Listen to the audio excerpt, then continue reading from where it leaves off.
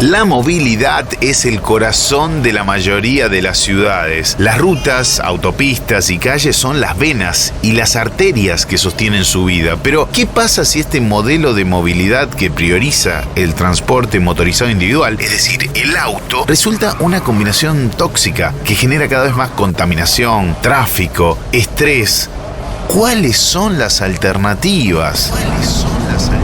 Venimos mencionando el tema del auto, del automóvil, del coche, del carro, como le dicen en otros países de habla hispana, desde el nacimiento de Circulantes. Pero hoy nos metemos de lleno, así que abrochate el cinturón que arrancamos. Circulantes es un podcast de Grupo San Cristóbal. Te invitamos a que te sumes al viaje, Llegamos al cierre de la segunda temporada de Circulantes y durante estas 2 temporadas hablamos sobre las más diversas formas de circular en la ciudad y de los diferentes usos que se le da al espacio público. En la mayoría de nuestros episodios, de una u otra manera, mencionamos a los autos. Siempre una primera cuestión es cómo una ciudad logra planificar y organizar un sistema de transporte público que haga que se utilice lo menor posible el auto como vehículo. Una ciudad inteligente es una ciudad que pone a la persona en el centro, que usa tecnologías, pero para mejorar la calidad de vida de las personas. El desplazamiento de las personas, la clave es que no tengan que desplazarse en coche, sea eléctrico o no sea eléctrico, sino que haya alternativas. Circulantes. Es muy claro el protagonismo que tienen los autos en el espacio público, no solo a la hora de circular, sino también las grandes áreas, el gran espacio que ocupan cuando están estacionados. ¿Cómo llegamos hasta acá, en estas condiciones? Es una cuestión súper interesante. Nicolás Baudino es docente de urbanismo en la Facultad de Arquitectura y especialista en movilidad en el Ente de Movilidad de Rosario. Le preguntamos si el diseño urbano estuvo desde siempre ligado al rol del automóvil. En realidad no. Las estructuras urbanas, esto es bastante comprobable en casi todos los casos en Latinoamérica o en Europa. En efecto, los diseños, digamos, cómo está calibrada la ciudad, no fue pensada para el auto, ni siquiera existía el auto. Y esto se compara a veces con Europa, por ejemplo, donde son tejidos por agregación y medio desordenados, y ahí es muy claro que no estaba pensado para el auto. Pero pongo un ejemplo muy puntual, digamos, cuando los españoles trajeron las leyes de Indias acá y diseñaron más o menos cuánto iba a medir una manzana y cómo se iba a repartir el damero, ellos tenían el anhelo de ordenar, digamos, cómo iba a ser el planeamiento en la tierra nueva, y en efecto no existían los autos. Estamos hablando de la colonia. Lo que pasa después es que la ciudad se adapta a una tecnología que, por una cuestión de lobby, de fuerza de progreso, en un momento también hubo excesiva confianza en el auto como motor de la movilidad y del progreso, muy empujado también por Ford y ciertos lugares o personajes dominantes de otros países en general. Y entonces, bueno, sí, se fuerza estructuras, digamos, la distancia de manzana de 124 metros entre sí, digamos, son estructuras que están pensadas para carros o para moverse a pie o para modos guiados muy, muy primitivos. Y es que la posibilidad de movernos en auto no es tan antigua. Hay quienes sostienen que su llegada fue de la mano de Henry Ford. El primero que patentó un vehículo impulsado con motor de gasolina fue Carl Benz, el 29 de enero de 1886, marcando lo que conocemos como el nacimiento del auto. Algo importante para saber es que el auto se inventó de alguna manera para que algunos pocos, es decir, una minoría, los ricos en ese momento, tuvieran por primera vez el privilegio, sin precedentes hasta ese momento, de poder viajar más rápido que los demás. Mariel Figueroa es ingeniera industrial, especializada en la planificación y gestión del transporte. Trabaja en movilidad urbana sostenible desde hace más de 10 años. Es decir, que cuando empieza a tener lugar el auto en nuestras ciudades es porque antes no existía una manera más rápida de moverse de manera individual. Entonces surge como un bien de lujo pensado solo para estas minorías. Pero ¿qué sucede? A partir de la década del 50, que es cuando el auto particular empieza a masificarse, se convierte en Por un lado, en el máximo anhelo individual que trae la idea de la adquisición, digamos que al propietario le pasaría a dar una libertad ilimitada, por decirlo de alguna manera, ¿no? Que le permite viajar cuando quiera, donde quiera, a las velocidades mayores que para ese momento no había. Y por el otro lado, lo que trae o lo que convierte la masificación del auto particular a partir de esa época es, a nivel colectivo, el ideal de cómo o que todos deberíamos poder movernos en la ciudad con un automóvil particular. Entonces, para poder generar esta masificación y acompañar este crecimiento, facilitarlo, apoyar también todo lo que es la construcción de la infraestructura de vías, y esto trae la expansión urbana, es que se empiezan a desarrollar todas las normas de circulación que hoy en día nosotros conocemos, y a partir de ahí, esto es a mí donde me lleva lo que me importa mostrar, es que a partir de ahí surge y empieza la disciplina que conocemos de la planificación del transporte. Fue a partir de esa expansión del uso del auto particular que se empezaron a construir nuevas calles, autopistas, más carriles y cocheras, creando lo que se conoce como demanda inducida. La motorización individual se comporta como el gas. Nosotros, quienes nos dedicamos a estos temas, cuando queremos explicar el término muy técnico que es la demanda inducida, lo explicamos de esta manera, que es como el gas. Es decir, los vehículos y la movilidad van a ocupar todo el espacio que exista y se van a adaptar a ese espacio existente. Entonces, si seguimos planificando todo en función del auto, lo que vamos a tener es más y más autos. Entonces, empezamos a ver un círculo vicioso, que hoy, a 70 años de esa masificación, vemos que llegamos a tener un nivel de motorización sin precedentes que realmente es insostenible por todas las consecuencias que genera, que es la exclusión y la desigualdad, problemas de salud, y cuando decimos salud no solo es salud física, sino también salud mental en toda la población, la ocupación excesiva y abusiva del espacio público, el aumento de la inseguridad en nuestras calles, en nuestras ciudades. También esta motorización es una de las principales protagonistas de la crisis climática, y principalmente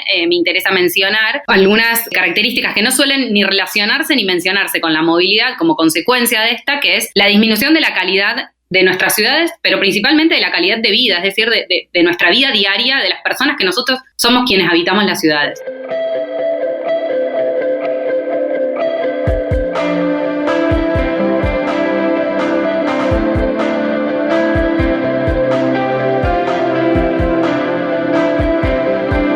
Según las cifras de la Organización Mundial de la Salud, desde el 2015 los siniestros viales son la única categoría dentro de las 10 principales causas de mortalidad global que no son una enfermedad. Y de alguna manera convivimos con la violencia vial con cierta naturalidad. Tenemos ciudades donde se cuestiona o se estigmatiza cualquier acción o conducta que tenga una persona que está caminando o andando en bicicleta, pero naturalizamos completamente el abuso de fuerza, ¿no? El acoso y la supremacía con la que nos movemos como conductores de vehículos motorizados, al punto de que realmente convivimos permanentemente con lo que llamamos, o a mí me gusta llamarlo, la violencia vial. ¿Qué me refiero con violencia vial? Y lo puedo ejemplificar muy brevemente. Hablamos mucho de ceder el paso, ¿no? El conductor del vehículo particular le debe ceder el paso al peatón. No, o sea, el peatón lo tiene. Las personas que caminamos tenemos el paso. O sea, es nuestro derecho. Cuando queremos cruzar una calle, nunca sabemos realmente si quienes están en esos vehículos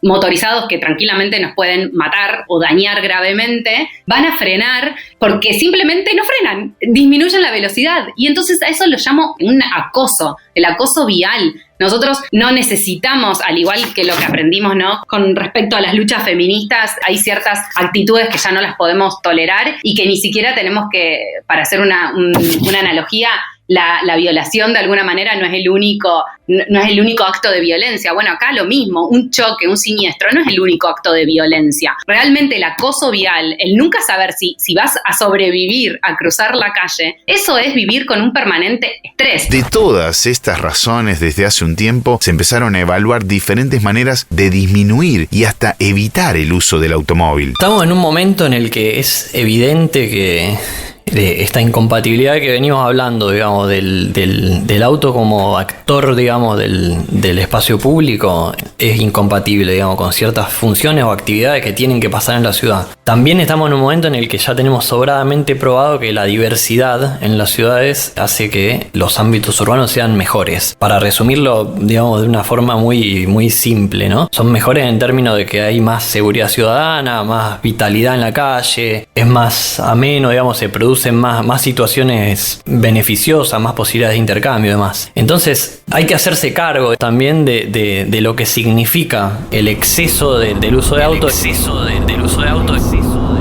En general, el centro de cualquier ciudad suele estar colapsado. Lo debes vivir vos en tu ciudad, ¿no? Tanto por la cantidad de autos como por la contaminación visual, ambiental, sonora. Y es por eso que hoy todas las grandes urbes al menos están planteando la desmotorización, que es un tema que tratamos en episodios anteriores, peatonalizando algunas zonas por determinados periodos, como se hace en diferentes zonas de Buenos Aires, o casos como el de la Cumbrecita, en las sierras de Córdoba, que están completamente peatonalizados.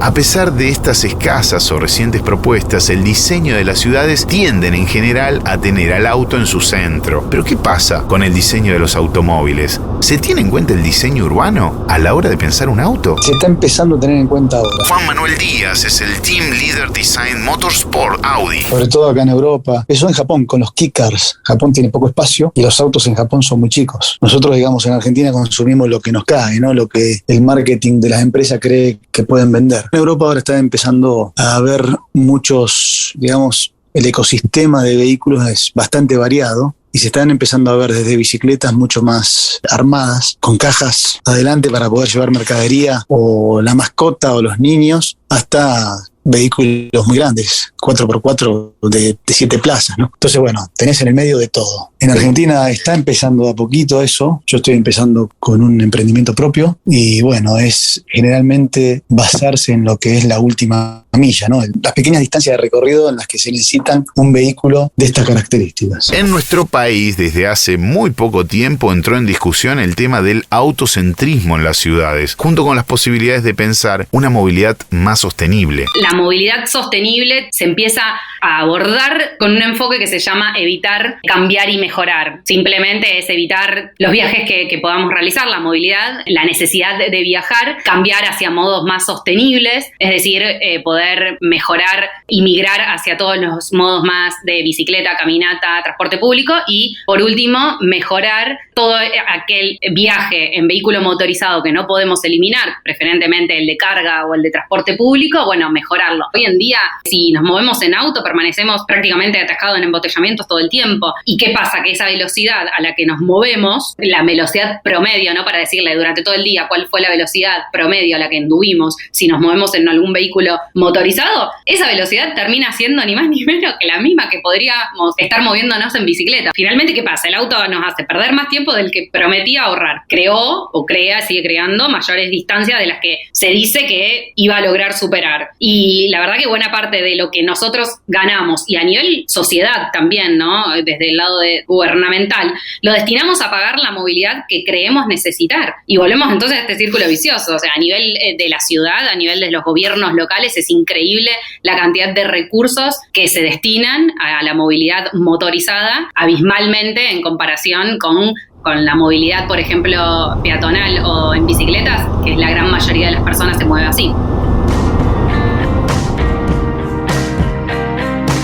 Una tecnología que parecía traer aparejada cierta libertad de acción, esa sensación que incluso está vigente en el imaginario de hoy, trajo también consecuencias como la contaminación, el mal uso del espacio público, disminuyendo la calidad de vida de quienes vivimos en las grandes urbes. Circulantes, conversaciones sobre cómo andamos. Tenemos muchos desafíos por delante y por eso te proponemos no solo seguir observando y pensando sobre cómo andamos, sino también sobre cuáles serían las maneras más eficientes y sustentables de andar a futuro. Llegamos al final de la segunda temporada de Circulantes y antes de despedirnos les queremos compartir una gran alegría. Tendremos una tercera temporada. Sí, tenemos un gran equipo en Circulantes. Los guiones de nuestro podcast los elabora Lucía Fernández Cívico, Lucas Alonso en la edición de nuestros audios y notas para la página web. Leandro Mancini es el editor de nuestro podcast. Gran abrazo. También tenemos a Tatán Garabelli llevando adelante un newsletter quincenal al que ustedes se pueden suscribir por Grupo San Cristóbal. Nuestra productora general es Florencia Ferramondo. EV, la agencia en comunicación y diseño. PES es la productora audiovisual de las historias circulantes. Maximiliano Conforti en las fotografías. Mi nombre es Fede Frichi. Muchas gracias por acompañarnos hasta acá. Si les gusta el podcast que hacemos, pueden compartirlo, pueden enviarlo entre sus contactos y tenemos esta buena noticia de cierre de temporada. Nos volvemos a escuchar porque tenemos más temas para descubrir, para debatir en la tercera temporada de Circulantes. Han sido muy amables en todo este tiempo. Seguimos en contacto a través de las redes sociales y suscríbanse a nuestro newsletter. Gracias por todo.